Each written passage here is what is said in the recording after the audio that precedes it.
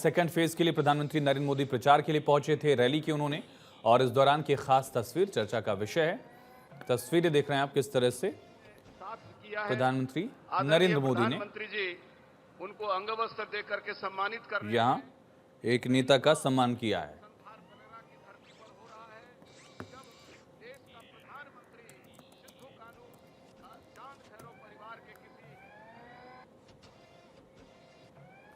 तो सिद्धू कानू के वंशज मंडल मुर्मू को पीएम मोदी ने सम्मानित किया। मंच से उनका जिक्र भी किया था और प्रधानमंत्री नरेंद्र मोदी ने उनसे बातचीत भी की। गोड्डा में पीएम मोदी ने आज रैली की, जनसभा में कई मुद्दों का जिक्र किया और एक तरफ जब पहले फेज का मतदान चल रहा था, सेकेंड फेज के लिए उसी दौरान प्रचार की शुरुआत भी हो चुकी थी। लगातार ये सिलसिला जारी था और इस दौरान प्रधानमंत्री ने सिद्धू कानू के वंशज मंडल मुर्मू को सम्मानित किया। पीएम ने तस्वीरें आपके सामने।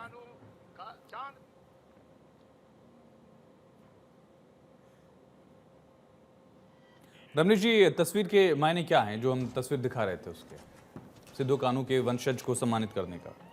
मुझे लगता है हर एक जो वहाँ पे स्थानीय निवासी हैं, खास करके आदिवासी जो मूल निवासी हैं, उनको सम्मान करना, उनको सबसे पहले सम्मान तो उनके सबसे बड़े हकदार हैं वो, क्योंकि उन्होंने झारखंड जब अलग हुआ, बिहार से जब झारखंड अलग हुआ तो सबसे ज़्यादा खुशी उन्हीं लोगों को हुई थी, क्योंकि अटल बिहारी वाजपेयी ने जो झारखंड को एक नया प्रारूप जो प्रदान किया, मुझे लगता है कि उसमें उन्होंने कहीं ना कहीं उपहार स्वरूप, भेंट स्वरूप जो दिया था, उसको उन्होंने सराहा था। सारे झारखंड वासी, खास करके जो मूल निवासी की बात करूं, आदिवासी जो समाज है उनकी बात करूं तो, और फिर बात करते हैं कि आज आरक्षण जो है, आरक्षण से सबसे ज्यादा परहेज किसे हुआ है? आज जो जाति जनगणना की बात करते हैं, मैं उस पर आता हूं। धनंजय, सिद्धू कानू के वंशज को प्रधानमंत्री ने शॉल उड़ाया है, क्या है राजनीतिक संदेश, क्या यहां से दिया जा रहा है? देखिए, सिद्धू कानू के वंशज वो एक तरह से मुख्यमंत्री के जब नॉमिनेशन करने के लिए गए थे तो वो उनके पे कई आरोप लगे थे, गिरिडीह में कई मामला हुआ था, फिर उन्होंने बीजेपी ज्वाइनिंग करवाया। बीजेपी ज्वाइनिंग करने के बाद जब वो मंच पे गए तो आदिवासी समाज है उसको एक संदेश देना चाहता है कि जो भगवान दर्जा दी जाती है सभी जो अंग्रेजों के साथ लड़ाई लड़े या फिर जो झारखंड आंदोलन में रहे, वो एक तरह से मैसेज देने की कोशिश की गई है कि संथाल में क्यों आदिवासी का प्रचंड बहुमत वहाँ चाहिए किसी भी सरकार को झारखंड में झारखंड के केंद्र में पहुंचने के लिए। तो इसी वजह से वो संदेश काफ़ी महत्वपूर्ण था प्रधानमंत्री मोदी के मंच पे देना, क्योंकि प्रधानमंत्री के मंच में किसी को अगर सम्मान दिया जाता है पूरे देश दुनिया देखती है, आदिवासी समाज देखती है और उस नजरिए से देखती थी। एक संदेश देने की कोशिश किया, क्योंकि दूसरा चरण का चुनाव आदिवासी समाज से ही लेके एक तरह से संथाल परगना में, तो ये तमाम चीज़ों को लेकर वो एक मैसेज देने की कोशिश किया प्रधानमंत्री मोदी ने। ज्योति जी, आपकी बात अधूरी रह गई थी, उस बार नेटवर्क का इशू था और भ्रष्टाचार का मुद्दा कितना है, एक बार ज्योति जी काफी वेट कर रहे हैं, एक बार सुन लेते हैं। देखिए आयुष जी, मेरा कहना क्या है कि जब भी पॉलिटिकल पार्टियां जब इलेक्शन में जाती है तो किस बात के लिए जाती है? या तो पहले जब जो वादे किए रहते हैं उस वादे को अगर पूरा कर दिए तो वो बताकर वोट लेती है, या आगे के प्रोग्राम के बारे में बताकर करती है, समाज में किस तरह उत्थान करेंगे, क्या डेवलपमेंट करेंगे। लेकिन क्या भारतीय जनता पार्टी, प्रधानमंत्री इस बार पूरे चुनाव में क्या कोई इस तरह की बातें इन लोगों ने की? कोई बात उन्होंने नहीं कही। जब बातें करते रहे तो केवल और केवल, चाहे यूपी के सीएम आते रहे, बटोगे तो कटो के ऊपर उठ ही नहीं पाए।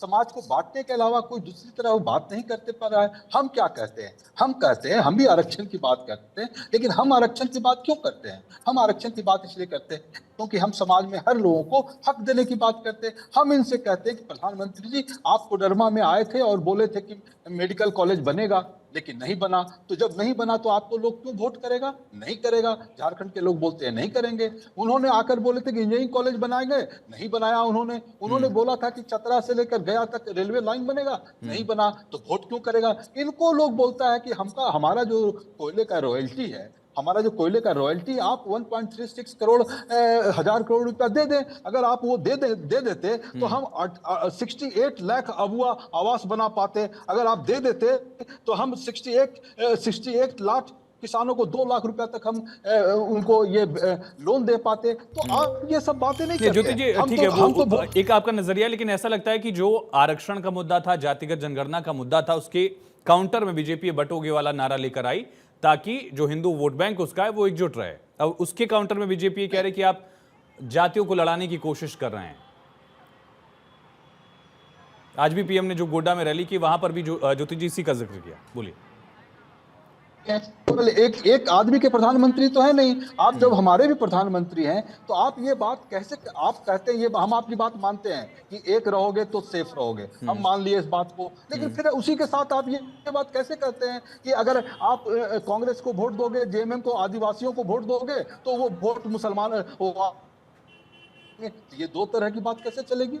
क्या लोग समझते नहीं? ठीक है डॉक्टर हिमांशु, इस पर जवाब दीजिए। परिवारवाद और रिजर्व सीटों पर चैलेंज कितना बड़ा है? रिजर्व सीटों पर ज्योति चैलेंज जी 2019 के भाई साहब, विधानसभा चुनाव और इस लोकसभा चुनाव में। हाँ, मैं बोलूं? ज्योति जी भाई साहब, आप इधर कर रहे हैं, उधर कर रहे हैं, इधर कर रहे हैं, उधर कर रहे हैं। धीरज साहू कौन सी पार्टी का है? धीरज साहू कौन सी पार्टी के हैं? बताइए पहले मुझे। मुद्दे की बात कर रहे हैं आप, मुद्दे की बात कर रहे हैं। धीरज साहू कौन सी पार्टी के नेता है? आपसे भ्रष्टाचार का सवाल किया गया। धीरज साहू कौन सी पार्टी के नेता है? पहले मुझे बताइए, पार्टी का नाम बताओ। आप पार्टी का बताइए नाम ना, बताओ। मधु कोड़ा किस पार्टी के हैं? बताइए ना। पार्टी का नाम जो पकड़ा गया है उसका नाम बताइए। आपके पास नेता नहीं है, ऐसे इल्जाम नहीं लगाइए। चोरी करके अब मैं बताता हूँ, जो इन्होंने पिछला इल्जाम लगाया। धीरज साहू है कांग्रेस के सांसद, जिनकी फिलर से 350 करोड़ रुपए निकले।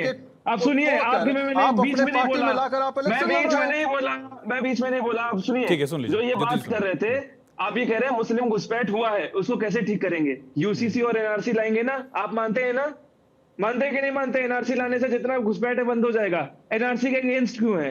जामियत उलमा झारखंड ने ये ऑफिशियल नोटिस दिया है, आपने उसमें निकाला है कि फतवा जारी किया है कि हम इंडी गठबंधन को देंगे, इंडी गठबंधन आएगी तो घुसपैठ होगा, एनआरसी जाएगी। और मैं आपको लिखित में दिखा दूंगा, मेरे आंकड़े नहीं है, मैंने नहीं आंकड़ा, आप जब बोलते हैं कि बटोरे कटोरे, लिख के दिया, इंडी गठबंधन आएगी तो मुस्लिम अंदर आएंगे, एनआरसी नहीं होगा, यूसीसी नहीं होगा। मैं ज्योति जी बीच में नहीं ले सकते, ठीक है ज्योति जी एक बार सुन बोल नहीं लेते पाएंगे। हैं। ठीक है, सुन लेते हैं।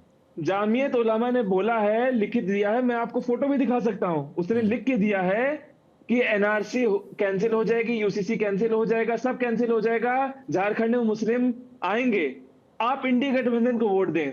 यहां तक कि यहां की बात भी नहीं है, महाराष्ट्र मुस्लिम सेवा संघ ने भी बोला है कि आप इंडी गठबंधन को वोट देंगे, तब स्वयं सेवक आयुष जी, मुझे इस बात से बहुत दिक्कत है कि डेवलपमेंट की एक बात नहीं कर रहे हैं, केवल हिंदू मुस्लिम की बात कर रहे हैं।